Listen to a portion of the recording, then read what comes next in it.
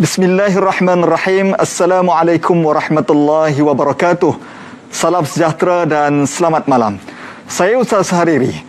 Allah Subhanahu wa taala berfirman di dalam surah Hud ayat 61. A'udzubillahi minasyaitonir rajim. Wa anshaakum minal ard wasta'marakum fiha. Dialah yang menciptakan kamu daripada tanah dan menjadikan kamu pemakmurnya. Berdasarkan ayat tema ini, kami bawakan kepada anda siaran secara langsung Forum Perdana Ehwal Islam. Saudara, perkataan good governance ataupun tata kelola baik, pentadbiran baik mula dipopularkan oleh Bank Dunia pada tahun 1989 melalui corong institusi keuangan. Kemudian ia dikembangkan dalam sektor korporat hinggalah kepada pentadbiran kerajaan. Namun, tata kelola baik ini agak kurang rancak di dalam dunia Islam. Realitinya, apabila kita melihat kepada indeks good governance dunia, negara Islam berada di carta corot berbanding negara-negara seperti Denmark, Finland, Korea maupun Estonia. Persoalannya, kenapa pentadbiran Islam jadi begini? Adakah Islam tidak mengajar tentang cara-cara mentadbir? Ataupun orang Islam sendiri tidak yakin dengan sistem Islam? Semua persoalan ini kami akan rungkaikan di dalam Forum Perdana Ehwal Islam. Malam ini saya tidak keseorangan pastinya. Saya bertemankan dengan sahabat setia saya, Al-Fadhil Ustaz Nabil Ahmad. Assalamualaikum warahmatullahi Ustaz. Assalamualaikum warahmatullahi wabarakatuh. Apa yang Ustaz janjikan malam ini ataupun penonton nak tengok kita di mana Ustaz malam ini? Saya tengah memikirkan jawapan soalan Ustaz tadi sebenarnya. Di mana salah silapnya? Tapi apa pun, tuan-tuan, puan-puan, muslimin, muslimat, sahabat-sahabat yang dikasihi Allah Subhanahu Wa Taala, malam ini kita akan buka satu ruang dan minda kita harus diberikan nilai-nilai positif untuk mencari apakah jawapan bagi persoalan yang dilontarkan oleh Ustaz Hariri tadi. Tapi apapun pada malam ini, tuan-tuan dan puan-puan, kita mengucapkan terima kasih kepada semua penonton yang menonton kami di ruangan RTM 1 ini, dan juga tak lupakan kepada anda juga yang menonton kami di Facebook Jabatan Kemajuan Islam Malaysia JAKIM, dan juga menerusi laman sesawang rtmklik.gov.my. Di mana juga anda berada, walaupun bukan hanya di Malaysia, ada juga sahabat-sahabat kita di Brunei, di Singapura dan juga di sempadan negara kita Thailand dan juga Indonesia. Ahlan wa sahlan untuk terus menonton pada malam ini. Dan kita nak tengok bingkisan istimewa yang disediakan untuk anda pada malam ini. Alhamdulillah, dan bersama dengan kami juga iaitu juru bahasa isyarat, iaitu saudara Muhammad Zaid yang bersama dengan kami. Terima kasih kepada Ustaz Zaid yang menterjemahkan untuk rakan-rakan OKU memahami Forum Perdana Ehwal Islam. Dua bintang ilmuwan yang bersama dengan saya pada malam ini. Di sebelah kiri saya perkenalkan iaitu yang berbahagia Profesor Madya Dr. Sharifah Hayati Said Ismail Al-Qudsi, Ketua Jabatan Siasat Syariah Akademi Islam Universiti Melaya. Assalamualaikum warahmatullahi wabarakatuh. Waalaikumsalam warahmatullahi wabarakatuh. Ini memang bidang doktor lah kan? InsyaAllah. InsyaAllah kami nantikan buah-buah fikir nanti insyaAllah. InsyaAllah, terima kasih. Terima kasih Ustaz. Bergandingan dengan yang berbahagia doktor, iaitulah yang berhormat Ustaz Ahmad Fadli Syari, pengurusi Lembaga Pengarah Perbadanan Tabung Pembangunan Kemahiran, merangkap ahli Parlimen Pasir Mas Kelantan. Assalamualaikum warahmatullahi wabarakatuh. Assalamualaikum. Ambo ke Pasir Mas hari ni rasa seronok bertemu dengan YB. Cumanya ni soalan orang selalu tanya saya nak suruh YB sendiri jawab. Betul ke Pasir Mas di pasir dia emas? Dan yang kedua, betul ke orang Pasir Mas ni memang comel-comel? Tu Ustaz Hariri kena balik selalulah ke Pasir Mas. Allahu Akbar. Sebab ni kali pertama saya dengar Ustaz Hariri cakap Kelantan. Allahu Akbar. Jadi maknanya sebelum ni sorok bau wudu lah. Ya. InsyaAllah YB. Dah pecah lah. Terima kasih banyak YB kerana bersama dengan kami. Para hadirin sekalian, saya nak mulakan perbincangan kita ini dengan soalan pertama kepada Dr. Sharifah Hati terlebih dahululah. Bila kita papar tajuk kita luhur ini dan asasnya good governance, ramai dah makcik-makcik, pakcik-pakcik dia kata, benda apa pula nak bincang ni? Apa dia ni? Kami macam nak pening nak tukar channel dah ni. Mungkin doktor boleh bagi satu kefahaman yang mudah lah. Dan doktor adalah orang yang lama dalam forum perdana. Jadi tentu memahami tentang siapa audien kita. Mungkin doktor boleh bagi kefahaman yang mudah faham. Apa yang dimaksudkan dengan pentadbiran yang baik, urus takbir yang baik dan dikaitkan dengan siasat syariah itu sendiri. Silakan. Baik, terima kasih banyak moderator kita dalam forum pada kali ini, Ustaz Muhammad Hariri. Bismillahirrahmanirrahim. Alhamdulillahirrabbilalamin. Wassalatu wassalamu ala ashrafil anbiya'i wal mursalin wa ala alihi wa sahbihi ajma'in. Rabbi syrah li sadri wa yassir li amri wahlul 'uqdatam min lisani yafqahu qawli. Rabbi zidna 'ilman nafi'an warzuqna fahman wasi'an birahmatika ya arhamar rahimin. Amin ya rabbal alamin. Rakan berbicara forum perdana bersama pada kali ini YB, yang berhormat Ustaz Ahmad Fadli, juga rakan berbicara Ustaz Ahmad, Ustaz Nabil kita, semua para penonton di mana juga berada. Assalamualaikum warahmatullahi wabarakatuh. Alhamdulillah Ustaz, bila tanyakan tentang apa itu takbir urus baik ataupun siasat syariah, Ustaz, dia bukanlah sekadar judul buku, bukan sekadar nama jabatan, Ustaz. Baik. Sebab nama jabatan saya di Akademi Pengajian Islam Universiti Melaya itu Jabatan Siasah Syariah namanya. Insya-Allah. Satu-satunya jabatan di universiti yang dinamakan dengan nama jabatan tersebut. Di Malaysia ni satu tu. Agaknya tempat lain pun tak ada lah, Ustaz. Mana kena buat di USIM ni. Itulah Ustaz. Jadi maksudnya apa, bila sebut siasah syariah ni, nak guna bahasa mudahnya, nanti dululah ya. Nak cerita dulu dia tu begini. Satu, kata ulama, siasah syariah itu ialah hirsuddin wa siyasatud dunya bih. Jaga agama dan melindungi, menjaga agama dan mengurus negara dengan agama. Itu Umi Abah mi bila kata siasat syariah mi, bila kata takbir urus baik bah, jaga agama dulu bah, dan jaga dunia dengan agama. Tu. Kemudiannya yang kedua dikatakan al-ilmu apa? Ilmu untuk fi islahir ra'i war ra'iyah. Ilmu untuk menjaga kemaslahatan rakyat oleh pemimpin. Pemimpin jaga kebajikan rakyat. Itulah ilmu ini. Dan yang ketiga juga dikatakan sebagai as-sultah al-amru bil ma'ruf wan nahyu 'anil munkar. Dia adalah autonomi, dia adalah authority, dia adalah kuasa untuk ajak orang kepada baik dan tinggalkan tak baik. Jadi dengan bahasa mudah saya ringkaskan kepada akronim TUNAS. Tunas, Ustaz. T tadbir, U urus, N negara, A asas, S terakhir syariah. Takbir urus negara asasnya dengan syariah. Nak jaga dan bawa masyarakat baik di dunia, baik juga di akhirat. Inilah negara, inilah takbir urus yang ditekankan di dalam Al-Quran dan juga perbincangan-perbincangan ulama. Supaya Ustaz, tadi Ustaz masuk ni, saya pun masuk JAKIM ni, studio ni, kena scan dulu My Sejahtera. Walaupun kata ulama, yang ditakbir, yang diurus untuk kebaikan dunia dan akhirat berteraskan syariah tu tak ada secara khusus dalam Al-Quran ataupun dalam As-Sunnah ataupun pendapat para ulama yang 4 mazhab ataupun ulama mujtahidin. Jadi Ustaz, kita tadi masuk scan My Sejahtera, yang tu tak jumpa kat mana-mana. Betul. Itu kuasa negara. Jadi di situ digunakan untuk tujuan kebaikan masyarakat. Itulah dia tadbir urus berteraskan syariah. Masya Allah. Macam dah selesai dah forum kita ni. Dengan khulasa tunas. Tadbir urus negara, asasnya syariah. Baik, sekarang kita tanya pentadbirnya pula. Yang berhormat. Tadi dalam kacamata akademia, sekarang dalam kacamata seorang pentadbir.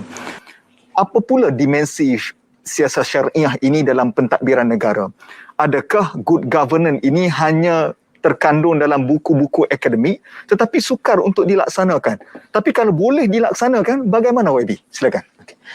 Assalamualaikum warahmatullahi wabarakatuh. Terima kasih Ustaz Hariri selaku moderator, Ustaz Nabil dan juga rakan panel Prof. Madia, Syarifah Hayati yang hadir pada malam ini.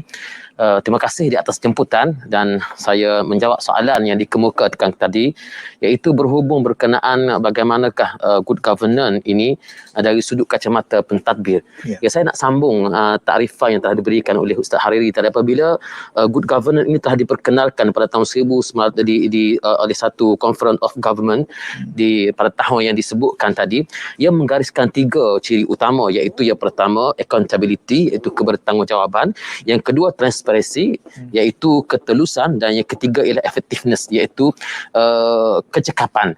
Tetapi di dalam kacamata pentadbiran yang untuk dikaitkan dengan siasah syar'iyah, saya suka untuk membawa satu lagi istilah yang kadang-kadang tidak disebut oleh ramai di kalangan kita, iaitu urus tadbir rabbani. Dan ini saya kira kalaulah diterjemah di dalam konteks siasah syar'iyah, ia lebih menarik, iaitu bagaimana kita nak menterjemahkan urus tadbir rabbani di dalam pentadbiran negeri dan juga negara pada hari ini. Dan kalau boleh, tadi Prof. Madia telah menyebut tentang tunas, saya ingin membawa satu konsep yang sebenarnya telah disebut-sebut di luar sana, iaitu ummi. Yang pertama ubudiyah, yang kedua mas'uliyah, yang ketiga ialah itqan, iaitu ubudiyah. Kita tahu bahawa pentadbiran ini adalah merupakan suatu gambaran pengabdian kita kepada Allah Subhanahu Wa Taala, dan setiap pentadbir perlu memahami apa saja yang dilakukan itu ialah datang bersama dengan mas'uliyah, iaitu kebertanggungjawaban. Apa jua yang kamu kerjakan itu akan dipertanggungjawabkan di hadapan Allah Subhanahu Wa Taala. Dan akhirnya, walaupun akhir, tetapi ia juga perlu diletakkan sebagai unsur yang utama, iaitu itqan. Innallaha yuhibbu ahadakum idza amila amalan ayutqinahu.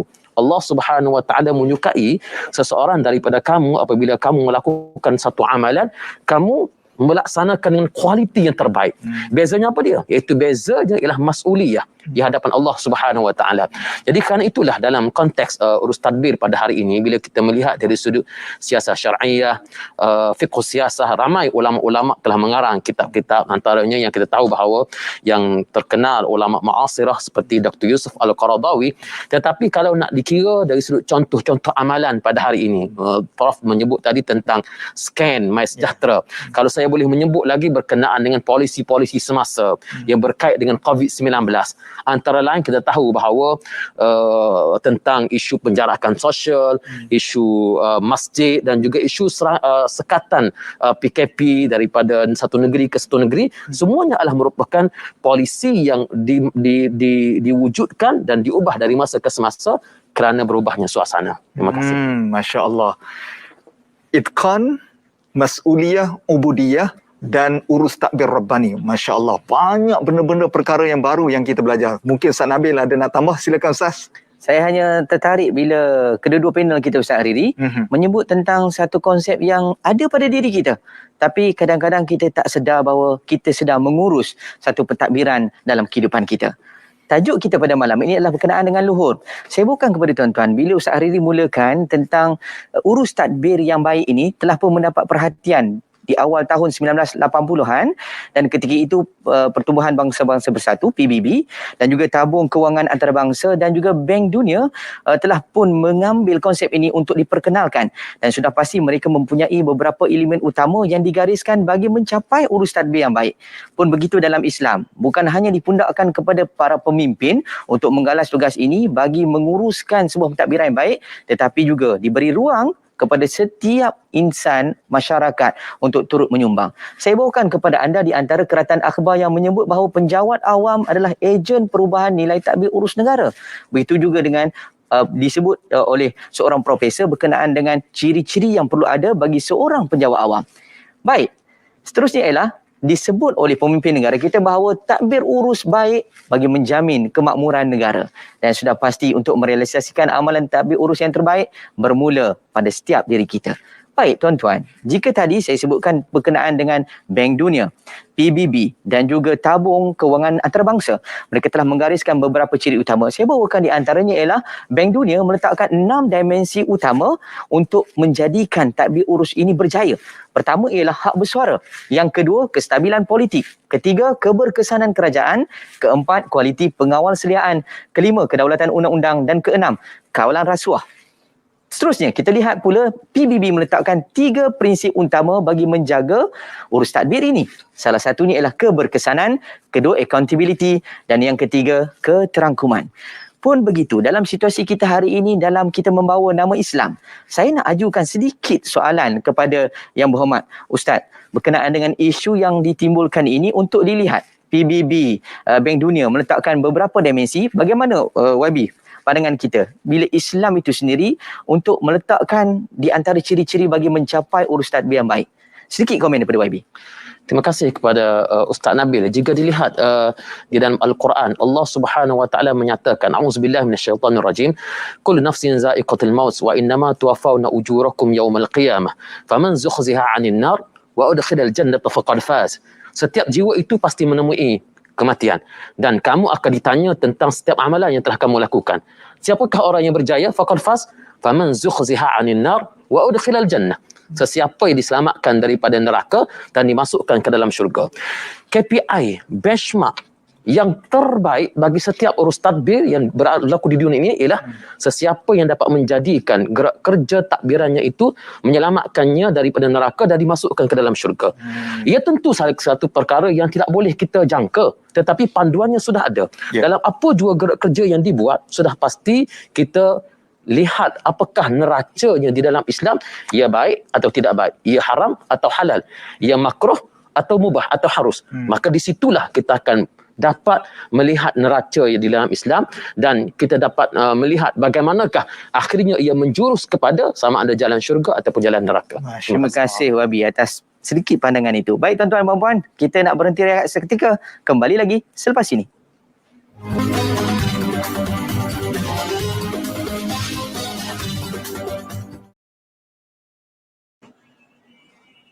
Alhamdulillah, kita bergabung sekali lagi di Forum Perdana Ehwal Islam yang dibawakan oleh Bank Islam Malaysia dan dianjurkan oleh CAKIM. Macam mana? Pak Long, Mak Long, Pak Ngah, Mak Ngah, okey? Alhamdulillah, terima kasih kerana menonton. Yang sedang menonton melalui live Facebook, anda boleh like, komen dan share bagi pandangan anda tentang tajuk kita hari ini. Mungkin saya boleh tinjau-tinjau pandangan yang menarik untuk diangkat pada malam ini. Baik, kita nak kembali semula perbincangan kita bersama panel. Saya nak berikan soalan kepada Dr. Sharifah Hayati lah. Mengenali Dr. Sharifah Hayati sebagai ahli akademik sejak tahun 1993, berdasarkan CV yang tertera di Universiti Melaya, doktor dalam bidang siasat syariah ini telah menulis 55 jurnal, 39 buah buku, 73 artikel dan geran penyelidikan dan menyelia 53 pelajar master dan PhD dalam bidang siasat syariah. Berdasarkan lambakan penulisan dan kajian ini, apa yang doktor paling tengok perbezaan di antara urus takbir Islam dan urus takbir konvensional barat ini, Doktor? Terima kasih Ustaz. Umi Abah yang dihormati semuanya, Mak Long, Pak Long tadi kan.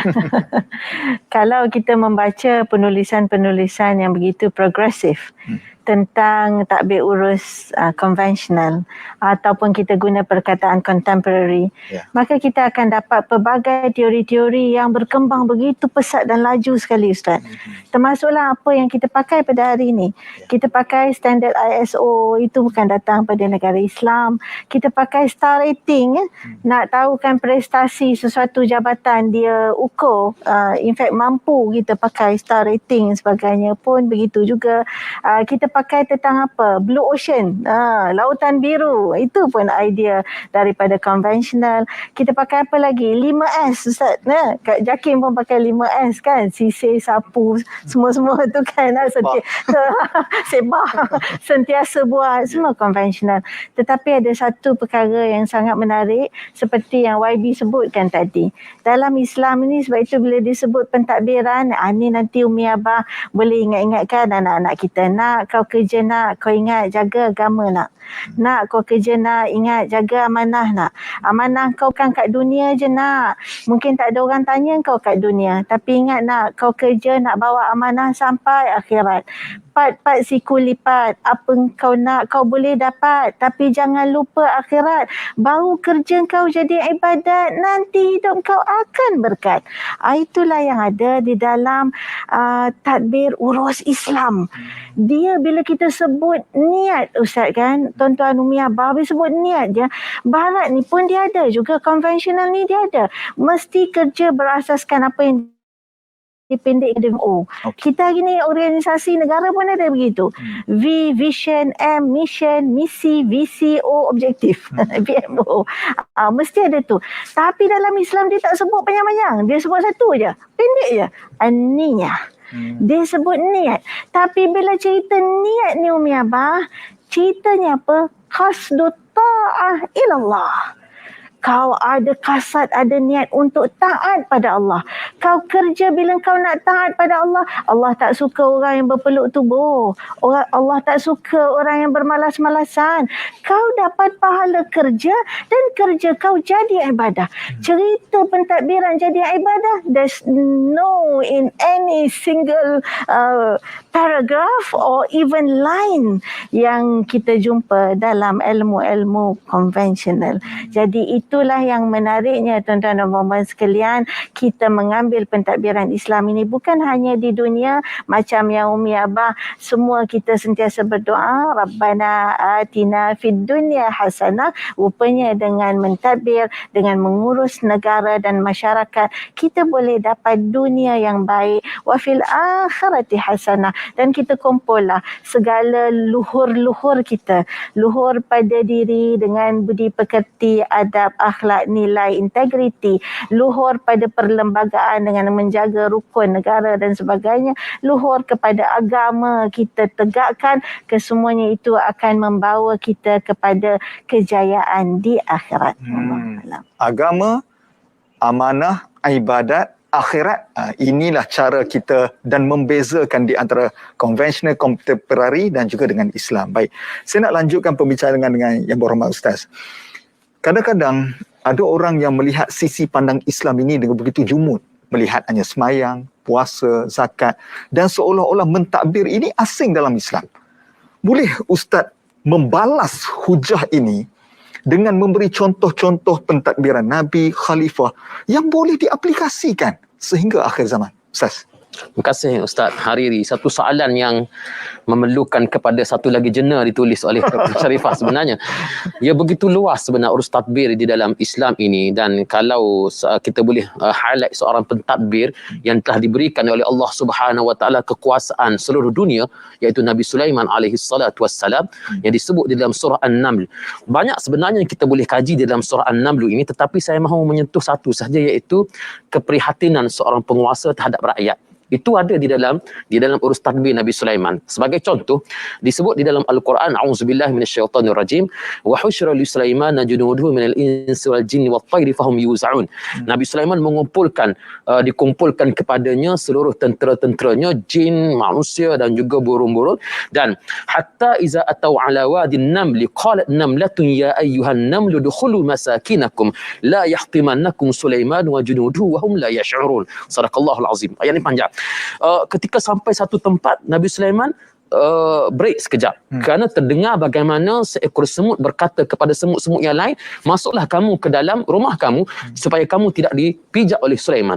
Nabi Sulaiman berhenti, dan dalam keadaan Nabi Sulaiman disebut sebagai ketawa, fatabassama dhahikan min qawliha, tetapi menunjukkan keprihatinan seorang pentadbir sehingga untuk memberikan laluan kepada seekor semut yang merupakan rakyat Nabi Sulaiman, seorang penguasa, yang berhenti. Bagaimana Nabi Sulaiman mengumpulkan burung-burung yang begitu banyak, tetapi Nabi Sulaiman tahu ada seekor burung yang tidak datang. Mali liyala aral hudhuda am kana minal ghaibin. Aku tidak melihat di mana burung hudhud. Bagaimana kita nak tafsirkan dalam keadaan burung yang begitu banyak, tiba-tiba seekor burung yang tidak dilihat, Nabi Sulaiman tahu burung ini tidak datang. Prihatin seorang pemimpin. Bagaimana keprihatinan seorang pemimpin kalau itu diterjemahkan dalam urus tadbir kerajaan pada hari ini, sudah tentu kita tidak akan melihat barangkali rakyat yang dalam keadaan tidak cukup makan dan sebagainya. Walaupun teori ini sukar untuk diaplikasikan, tetapi kalau itu diletakkan sebagai benchmark, saya yakin insya-Allah kita akan dapat melaksanakan apa disebut oleh Sayyidina Umar bin Al-Khattab. Aku bimbang kalau seekor kambing hilang di Sungai Furat, aku bimbang Umar akan ditanya oleh Allah Subhanahu Wa Taala. Itu bukan hanya kata-kata, tetapi itu merupakan suatu benchmark yang telah diletakkan oleh Sayyidina Umar. Hatta kalau seekor kambing hilang di tengah sungai kerana kecuaian Umar, aku bimbang aku ditanya oleh Allah Subhanahu Wa Taala. Dalam pentadbiran Nabi SAW pun begitu juga. Nabi SAW sehingga Nabi seringkali melaksanakan persanan. Ada hadis yang menyebut Nabi berkata kepada wanita, ya ma'syaran nisa tasaddaqna wa astaghfarna istighfar wa aksarna istighfar, kepada wanita. Nabi bercakap dengan kanak-kanak, ya ghulam ihfazillah yahfazuka. Kata-kata Nabi kepada Ibnu Abbas radhiyallahu anhuma menunjukkan bagaimana dalam kepala Nabi rakyatnya ataupun mad'unya ataupun kliennya ini bukan setakat orang biasa, tetapi wanita juga merupakan mad'u ataupun sasaran dakwah Nabi. Kanak-kanak merupakan sasaran dakwah Nabi. Dan kalau ini diaplikasikan, insya-Allah seluruh rakyat akan mendapat sentuhan daripada pemimpin dan kepimpinan. Masya Terima kasih. Allahu Akbar. Itulah cebisan daripada keindahan Islam. Bagaimana mengajar dalam susur galur yang diberikan di dalam Al-Quran, dan begitulah juga hadis-hadis Nabi. Ustaz Nabil, apa yang Ustaz Nabil nak kongsi pula? Silakan. Saya tadi terpaku sekenap. Terpana mata saya bila mendengar hujah daripada kedua-dua panelis kita, Ustaz Haridi. Ya. Pun begitu, saya yakin ibu ayah, tuan-tuan yang berada di rumah, kita sebenarnya ada jawapan. Saya nak bawakan untuk kita fahami dan hayati sebenar. Hakikatnya apabila kita melihat urus tadbir ni, bukan hanya kepada pihak kerajaan. Kita letak pada diri kita. Kalau kita sebagai ketua keluarga, apa yang akan kita urus dan kita tadbir kepada urus tadbir yang baik, membawa kepada unsur-unsur yang boleh mendatangkan nilai-nilai kehambaan dan membawa kepada kita mengenal Tuhan. Saya bawakan di antara cabaran utama kita, setiap kita, tak kira posisi mana, sama ada kita dalam masyarakat awam maupun kita yang berada di peringkat kepimpinan, cabaran paling besar yang kita perlu lihat ialah, pertama, dalam urusan kerja tadbir ini, bergantung kepada kekuatan diri sendiri, sama ada spiritual ataupun jasmani, kekuatan kita dalaman dan juga kekuatan luaran. Begitu juga yang disebut sebagai SOP untuk elak salah laku. Ini di antara cabaran besar setiap kita. Walaupun kita sebagai seorang Muslim, kadang-kala kita digugat dengan habuan dunia, digugat dengan ujian dunia, fitnah-fitnah yang berleluasa.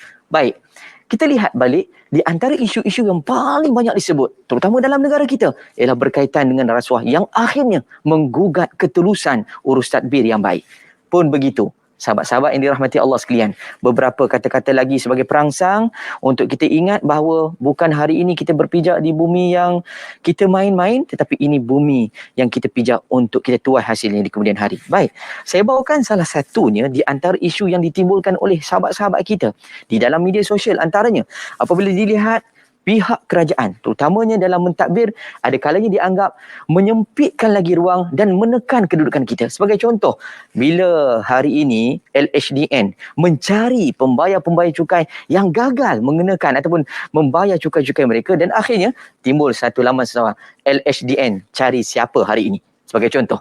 Begitu juga dengan keluhan beberapa rakan kita di media sosial apabila melihat konsep pendidikan secara PDPR. Hari ini kita telah diperkenalkan yang merungut berkaitan dengan penerimaan anak-anak kecil kita di rumah.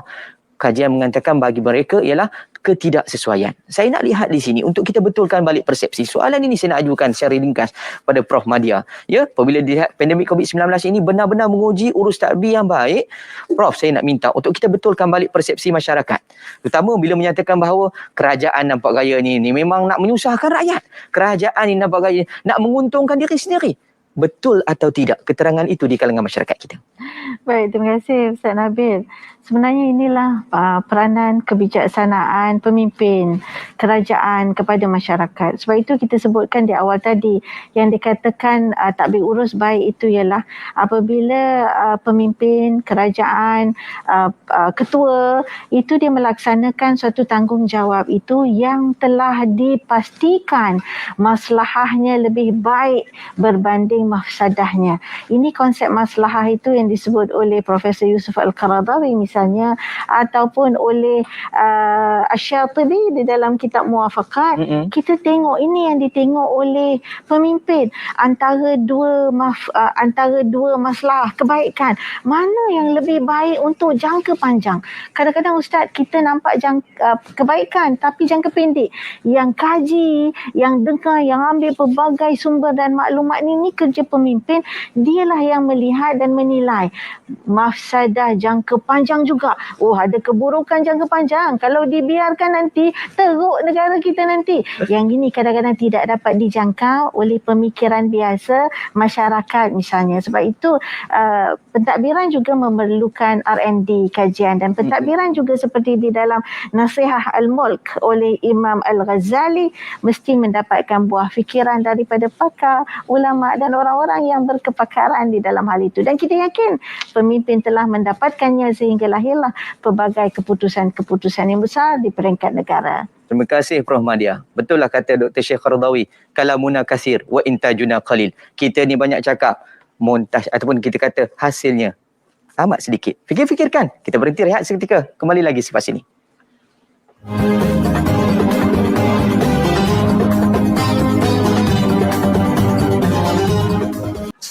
Subhanallah walhamdulillah wala ilaha illallah wallahu akbar. Alhamdulillah kita bertemu semula di Forum Perdana Ehwal Islam secara langsung yang kami bawakan dari Studio Utama Yusof, Kompleks Islam Putrajaya. Baik, kita masih lagi berbincang tentang urus takbir yang baik. Walau siapa pun kita, sama ada kita berada di kampung, desa sebagainya, kita mesti ada tanggungjawab terlibat sama supaya kitalah yang menentukan hala tuju pentadbiran negara kita. Baik, saya nak pergi kepada yang berhormat Ustaz terlebih dahulu lah. Bila sebut urus takbir, kita akan sebut amanah. Kalau bahasa moden dia sebut sebagai integriti lah. Kalau di Putrajaya ni, penjawat awam macam saya ni, naik benanah telinga dengan integriti amanah, integriti amanah.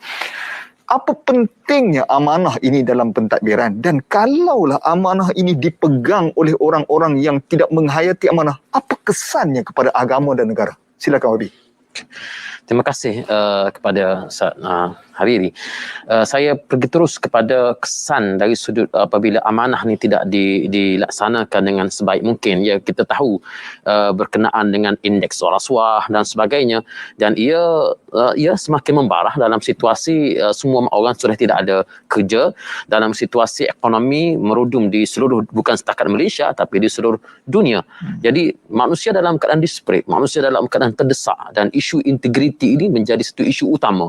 Dan kalau kita lihat dalam realiti negara kita pada hari ini atau realiti dunia, ada beberapa kesan terhadap rasuah ini. Antaranya yang pertama, menghancurkan keadilan dalam sesebuah negara. Keadilan sudah tidak lagi wujud kerana semua orang sudah boleh dibeli. Tinggal lagi berapa ongkosnya. Itu sahaja. Nak beli siapa boleh. Tidak masalah. Yang kedua ialah melahirkan masyarakat yang sudah tidak ada kemahiran. Yang penting berapa besar kabel yang dia ada. Ini jadi masalah. Dan isu ini bukan setakat berlaku di dalam penjawat awam, dalam bidang politik, bahkan dalam semua bidang-bidang kerja sekalipun. Apabila munculnya budaya rasuah ini, manusia ataupun tenaga yang berkemahiran, masyarakat yang berkemahiran tidak lagi menjadi suatu prioriti utama. Yang ketiga, munculnya masyarakat yang pentingkan diri sendiri. Tak kisah apa jua berlaku pada orang lain, yang penting aku dapat berada di tempat yang paling atas. Yang seterusnya menetijahkan hasil kerja yang buruk. Tidak akan ada lagi prioriti berkenaan dengan kualiti kerja. Jalan tar sebagai contoh, sepatut dibuat 5 inci, dia jadi 2 inci.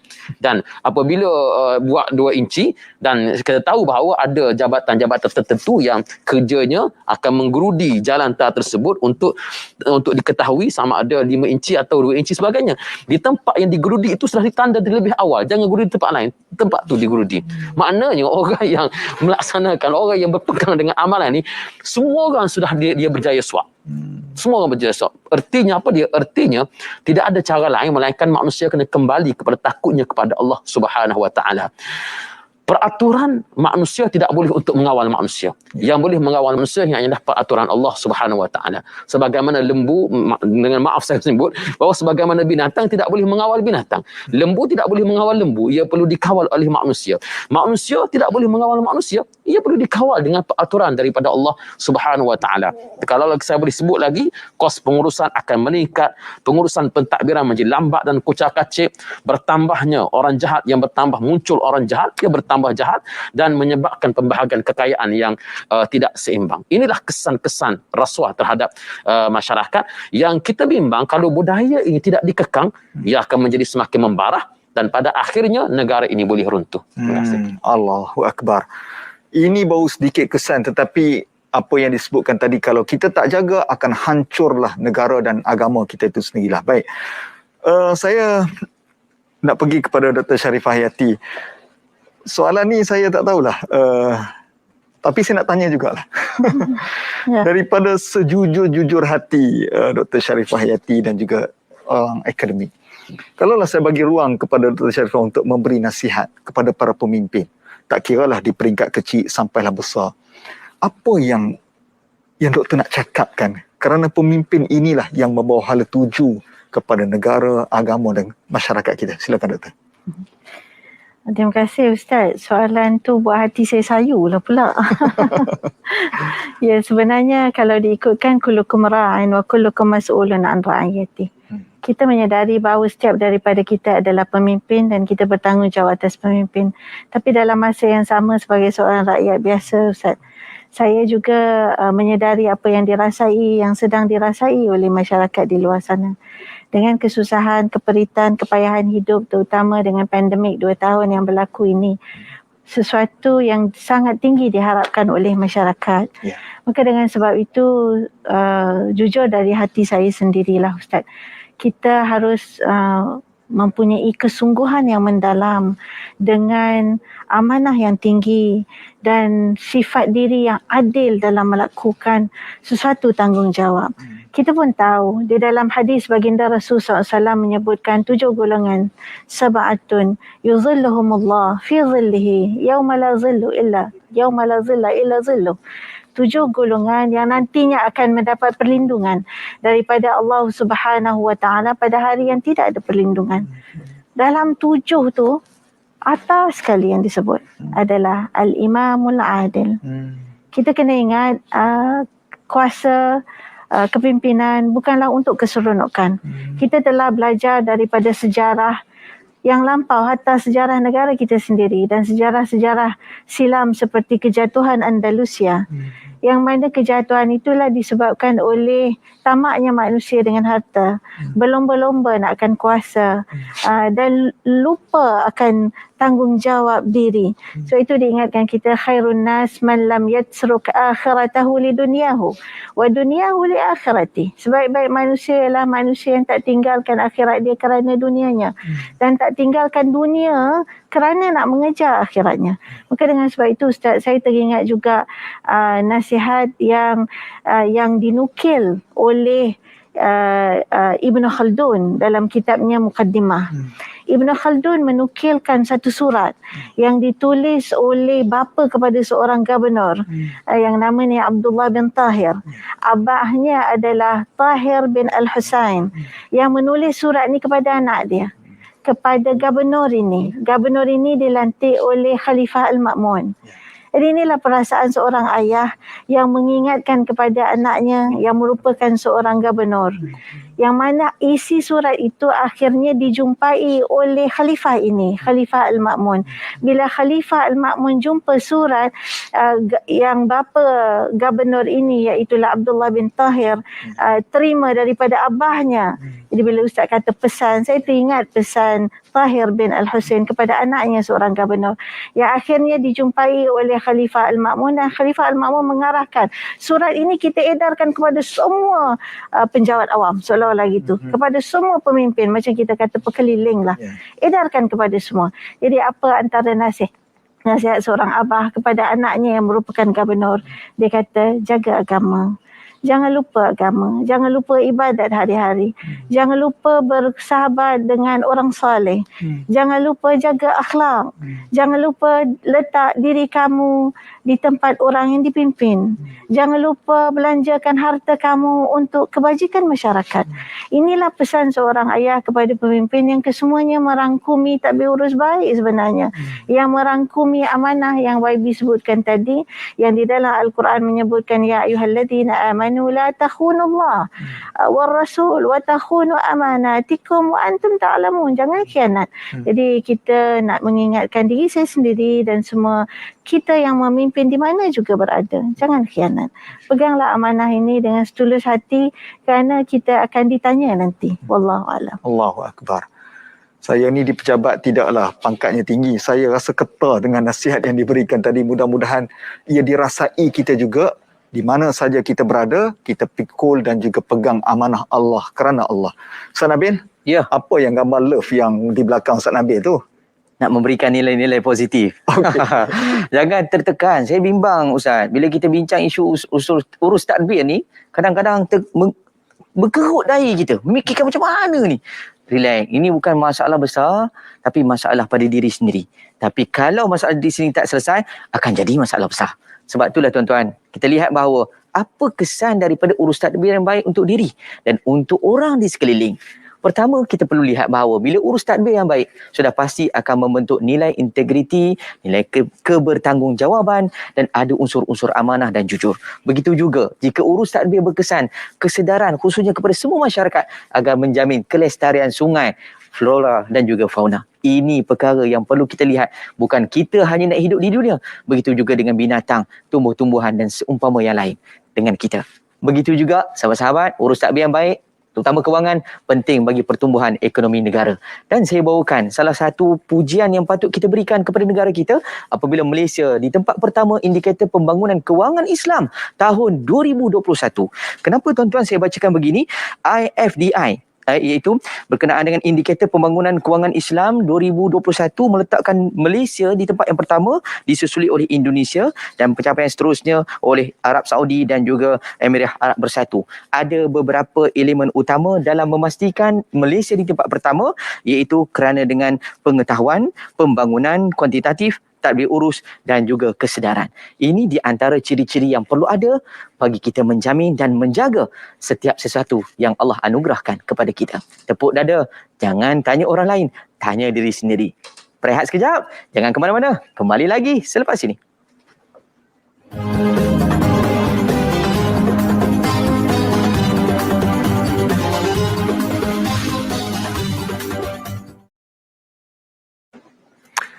Alhamdulillah kita bertemu semula. Kita dalam forum perdana ini, dia memang rasa macam sekejapnya masa berlalu. Tapi itulah hakikat yang kita terima. Durasi 60 minit sudah sampai di penghujungnya. Namun kita perlu buat kesimpulan sebagai pelan tindakan kita bersama. Saya nak mulakan dengan Dr. Sharifah Hayati. Mungkin apa kesimpulan daripada tajuk yang boleh Dr. berikan? Silakan. Terima kasih banyak Ustaz Hariri. Secara kesimpulannya, kita tidak boleh lari daripada memerlukan tadbir urus baik atau tata kelola yang baik. Dan tata kelola yang baik bagi sebuah negara atau organisasi adalah tata kelola yang ada unsur kepatuhan, pematuhan, patuh kepada ajaran Islam, syariat, maslahah dan juga ada prestasi. Bukan sekadar ada kepatuhan tapi tak ada prestasi. Baik aja tak cukup tapi mesti ada performance. Sebab tu Ibnu Khaldun menyebutkan dalam kitabnya Al-Muqaddimah, mesti dalam melaksanakan tata kelola ini ada dua perkara. Satu, amanah. Dua, tahu jalankan amanah. Kalau amanah saja tapi tak tahu nak jalankan amanah, itu juga tidak akan membawa kepada prestasi yang baik. Dengan sebab itu, prestasi yang baik ini adalah satu kesungguhan yang perlu dilakukan oleh semua, bukan sekadar pemimpin. Kerana tata kelola tadbir urus ni dia melibatkan libat urus. Ustaz biasa juga dengar kan perkataan libat urus. Maksud libat urus ialah bukan kerajaan aja yang mengurus, bukan pemimpin aja yang mengurus, tapi dia libatkan agensi-agensi lain, rakan-rakan strategik, NGO, masyarakat. Sebab itu ada konsep ummah yang ada di dalam piagam Madinah yang menyebut perkataan ummah 4 kali, di mana masyarakat ini sama-sama saling bahu-membahu, hidup aur, ibarat aur dengan tebing, ya, yang saling tolong-menolong, yang saling memberikan pandangan, yang saling memberikan input dan maklum balas. Akhirnya kita dapat hidup dalam keadaan aman, sejahtera, dapat membesarkan keluarga, dapat rasa aman, dapat rasa tenang, dapat beribadat, hasil daripada negara yang aman dengan tadbir urus yang baik. Wallahualam. Baik. Akhirnya kepada yang berhormat Ustaz, sebagai pembuat polisi dan yang berhormat yang menghafaz 30 juzuk Al-Quran, apa ayat Quran yang boleh kita pegang dan gigit sebagai kesimpulan akhir dan apa kesimpulan yang boleh Waidu Ustaz berikan? Terima kasih. Ini soalan sport ni. Kalau ditanya kepada saya berkenaan dengan ayat yang paling patut dipegang, banyak. Tetapi satu yang saya nak sebutkan ialah Allah Subhanahu Wa Taala berfirman, "Wa qul ya'malu fasayarallahu 'amalakum wa rasuluhu wal mu'minun wa saturadduna ila 'alimil ghaibi wasyahadah." Allah Subhanahu Wa Taala menyebut, katakanlah i'malu wa qul ya'malu fasayarallahu 'amalakum wa rasuluhu wal mu'minun. Berkerjalah kamu. Berkerjalah kamu, bertadbirlah kamu, dan senesaya amalan kamu akan dinilai oleh Allah Subhanahu Wa Taala, Rasulnya dan juga orang-orang mukmin. Dan ingatlah pada akhirnya wasaturaduna ila alimil ghaibi wasyahadah. Ketahuilah suatu hari nanti kamu akan dikembalikan kepada Allah Subhanahu Wa Taala. Kalau tanya kepada saya impikan kepada suatu pentadbiran yang memenuhi ciri-ciri yang kalau saya boleh sebut di sini, ada cirinya 4T kalau saya boleh sebutlah untuk sebagai satu nota kepada kita. Yang pertama ialah mempunyai nilai takut kepada Allah Subhanahu Wa Taala. Meletakkan unsur ketakutan kepada Allah Subhanahu Wa Taala itu sebagai unsur yang paling utama. Yang kedua ialah tawakal, bergantung harap kepada Allah Subhanahu Wa Taala. Kerana apabila manusia ini, apabila Allah Ta'ala menyebut walau anna ahlal qura amanu wattaqau lafatahna alaihim barakatin minas sama'i wal ard. Syaratnya beriman, bertakwa kepada Allah Subhanahu Wa Ta'ala, akan kami turunkan kepada mereka keberkatan daripada langit dan juga bumi. Yang ketiga ialah tadarruj, iaitu beransur-ansur untuk memahamkan manusia. Kita tidak boleh melaksanakan semua polisi yang kita nak dalam satu masa sahaja. Kota Rom tidak dibina di dalam satu malam sahaja. Itu kata-kata yang masyhur. Jadi menunjukkan bahawa di sana adanya proses pembelajaran yang perlu untuk dilaksanakan. Tambahan pula dalam negara kita yang mempunyai masyarakat majmuk, sudah tentu kadang-kadang nilai-nilai Islam ini mempunyai masa untuk kita laksanakan supaya manusia dapat memahami bahawa nilai-nilai Islam itu ialah nilai-nilai yang bertepatan dengan nilai-nilai kemanusiaan itu sendiri. Dan pada akhirnya hendaklah adanya di sana unsur taubat kepada Allah Subhanahu Wa Taala. Kalau 4 perkara ini dapat kita laksanakan di dalam pentadbiran, saya yakin insya-Allah lambat laun kita akan sampai kepada peringkat apa yang disebut tadi ialah walau anna ahlul qura amanu wattaqau, beriman, bertakwa, diturunkan kepada mereka keberkatan daripada langit dan bumi, dan Allah Ta'ala membuka pintu rezeki min haitsu la yahtasib, daripada pintu yang tidak disangka-sangka. Allahu Akbar. Takut, tawakal, tadarruj dan taubat kepada Allah. Dan inilah kesimpulan yang sangat tuntas yang saya fikir kita dapat dalam forum Perdana Ehwal Islam pada malam ini. Ustaz Nabil macam dia kata, angkat tangan nak buat kesimpulan juga. Ada 20 saat saya bagi Ustaz Nabil. Ilmu itu umpama air, Ustaz. Ya. Jadi air yang mengalir patut kita biarkan. Jangan disekat, kerana lama-lama dia akan bertambah dan akan mengeruh dan akhirnya akan memberikan hasil yang busuk dan tidak menyenangkan. Begitulah juga dengan apa yang kita belajar malam ini. Jangan kita simpan, tapi perlu untuk diaplikasikan bersama dalam kehidupan. Wallahualam. Baru nampak puas muka Ustaz Nabil dapat bercakap kesimpulannya. Para hadirin sekalian, saya ucapkan terima kasih kepada YB Ustaz dan juga Dr. Sharifah atas perkongsian, dan kepada anda.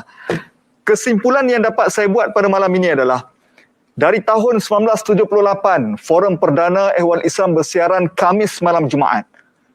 Khamis malam Jumaat kami berikan mutiara ilmu. Esok hari Jumaat kita bertemu dengan khutbah Jumaat. Dan kita akan bertemu dengan satu rukun khutbah, ittaqullah, bertakwalah kepada Allah. Walau apa posisi yang kita ada, siapa kita, di mana kita, bertakwalah kepada Allah. Mudah-mudahan kita menjadi hamba yang bertakwa dan beriman kepada Allah. Kita jumpa lagi pada minggu hadapan. Saya Ustaz Hariri. Assalamualaikum warahmatullahi wabarakatuh. Waalaikumsalam.